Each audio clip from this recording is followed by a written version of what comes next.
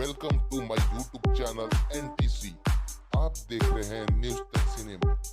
Cinema की हर खबर सबसे पहले आप तक, तो आप इस चैनल को सब्सक्राइब कर डालें, बेल आइकन वाली घंटी जरूर दबा दें ताकि सिनेमा की सारी खबरें देखें आप सबसे।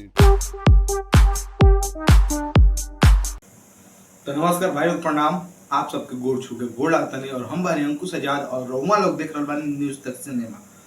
अगर भैया तो लोग खेसारी लाल यादव के फैन बड़ा लोग तो चैनल को सब्सक्राइब कर डाला लोग, बेल आइकन वाली घंटी दबा डाला लोग ताकि आज उनका फिल्म के बारे में एगो बहुत बढ़िया खबर सुना वाला बानी। चलिए, फिल्म के नाम बा डांस डंस डंस डंस। नाम सुन लो खूब, ट्रेलर भी देख लो खूब, और आप लोग एक एक देखल भी चाहत हो तो हम बताएं भाई लोग, बताएं इनके फिल्मिया के लोग कैसे देख सकेनी। फिल्मिया के बारे में थोड़ा सा चर्चा कर ले, बात से हम बता देते नहीं, ज्यादा वाला समय ना ले काहे ऑलरेडी दू गो वीडियो बना चुकल बानी। तो फिल्म के निर्देशक बाड़े धीरज ठाकुर, निर्माता बाड़े सुधीर सिंह, जितेंद्र सिंह, इंद्रेश बहादुर सिंह, स्क्रीन प्ले लिखल बाड़े धीरज ठाकुर और प्रकाश जैस।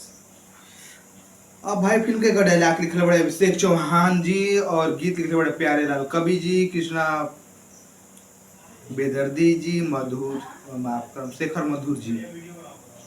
संगीत दिले बड़े कृष्णा बेदर्दी और आर्यन पोतर जी।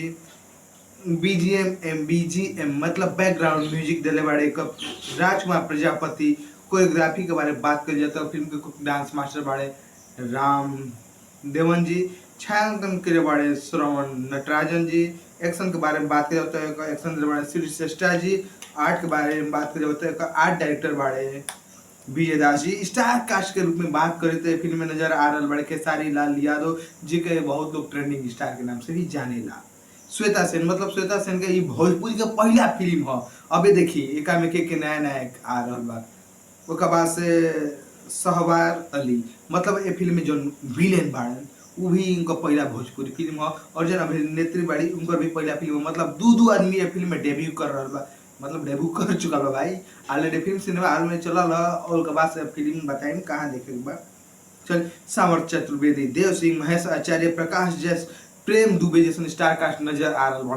तो आप लोग जानना चाहते हो ना कि कहाँ देखो, तो ये फिल्म वर्ल्ड यूट्यूब प्रीमियम में आप लोग 30 जून 2025 12:15 पर दोपहर में आप लोग देख सकेंगे। कौन तारीख है भैया? तो 30 जून मतलब आज कितना बजे? 12:15 दोपहरिया में, माने 12:15 बजे आप लोग या के यूट्यूब पर देख सकेंगे। बता दी क्यों ना चैनल पर, तो पहले वीडियो के लाइक करो ना, कमेंट करो, ओकर बाद से बतेबे करो हम कहाँ जिम हो। आई चैनल को तन दे दो संगे शेयर कर लोग ताकि वो भैया देख लो कि फिल्म हमने के कहाँ देखली भाई। साथ भाई भोजपुरी के ट्रेंडिंग स्टार के फिल्म है डांस। अच्छा 12 बजे होते अब समय नहीं रह गया, जल्दी जल्दी लोग शेयर कर लो। ये फिल्मिया ग्लोबल म्यूजिक जंक्शन पर देख सके लो।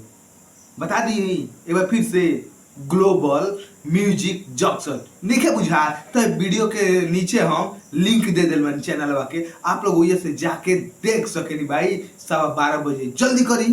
बाकी आप लोग हमके दी विदा ताकि और हम न्यूज बना सकी। आप लोग ऐसा ही देखा तो न्यूज तक सिनेमा। नमस्कार, जय भोजपुरी समाज।